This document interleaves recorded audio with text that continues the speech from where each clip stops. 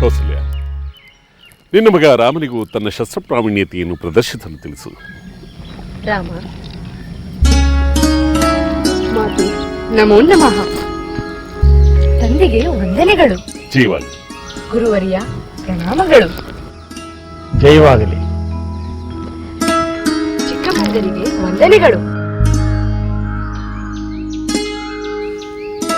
ನನ್ನ ಶಸ್ತ್ರಪ್ರಯೋಗವನ್ನು ನಡೆಸಲು ನಿಮ್ಮೆಲ್ಲರ ಅಪ್ಪಣೆಯನ್ನು ಕೋರುತ್ತೇನೆ. ಅದರ ಯಶಸ್ಸಿಗಾಗಿ ನಿಮ್ಮೆಲ್ಲರ ಆಶೀರ್ವಾದವನ್ನು ಬಯಸುತ್ತೇನೆ. ರಾಮಚಂದ್ರ, ತಂದೆ, ನಿನ್ನ ಒಂದೇ ಒಂದು ಶರಪ್ರಯೋಗದಿಂದ ಎಲ್ಲರಿಗೂ ಒಂದೊಂದು ಹಣ್ಣು ಸಿಗುವಂತೆ ಮಾಡುವಿಯಾ? ಆಗಲಿ ತಂದೆ, ನಿಮ್ಮ ಆಜ್ಞೆಯನ್ನು ಶಿರಸಾವಹಿಸಿ ಪಾಲಿಸುತ್ತೇನೆ. ಆದರೆ ಕೊಟ್ಟ ಬಾಣವನ್ನು ಮತ್ತೆ ಕೊಡಬಾರದು. ಆಗಲಿ ತಂದೆ. ಶುಭವಾಗಿ.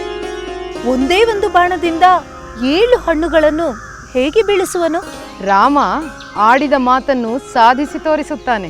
ರಾಮ, ನೀ ಜಯಿಸಲೇಬೇಕು. ಆಗಲಿ ಮಾತೆ. ಸಹೋದರ ಒಂದೇ ಬಾಣದಿಂದ 7 ಹಣ್ಣುಗಳನ್ನು ಬೀಳಿಸುವುದು ನಿಜ. ನಿಜ. ಸಹೋದರನ ಅಂತಹ ಬಾಣ ಪ್ರಯೋಗವನ್ನು ನೋಡುವುದೇ ಚೆಂದ. ಸಹೋದರನಿಗೆ ಜಯವಾಗಲಿ. ಜಯವಾಗಲಿ. ಜಯವಾಗಲಿ. ಜೀವನ್,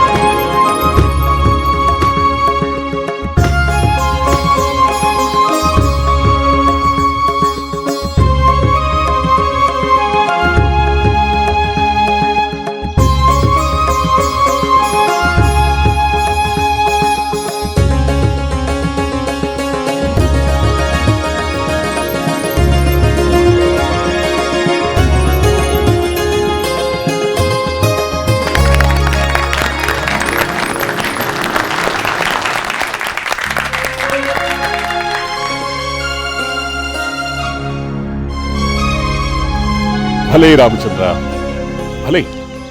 ನಿನ್ನ ಬಾಣ ಪ್ರಯೋಗ ಅದ್ಭುತ. ರಾಮನ ಗುರಿ ಎಂದೂ ತಪ್ಪುವುದಿಲ್ಲ ಎಂದು ಲೋಕವಿಖ್ಯಾತನಾಗು. ಸಹೋದರನಿಗೆ ಜಯವಾಗಲಿ. ಕೌಸಲ್ಯ, ಸುಮಿತ್ರ, ಕೈಕೇಯಿ ಇಂತಹ ಮುತ್ತಿನಂತಹ ಮಕ್ಕಳನ್ನು ಪಡೆದ ನಾವೇ ಧನ್ಯ.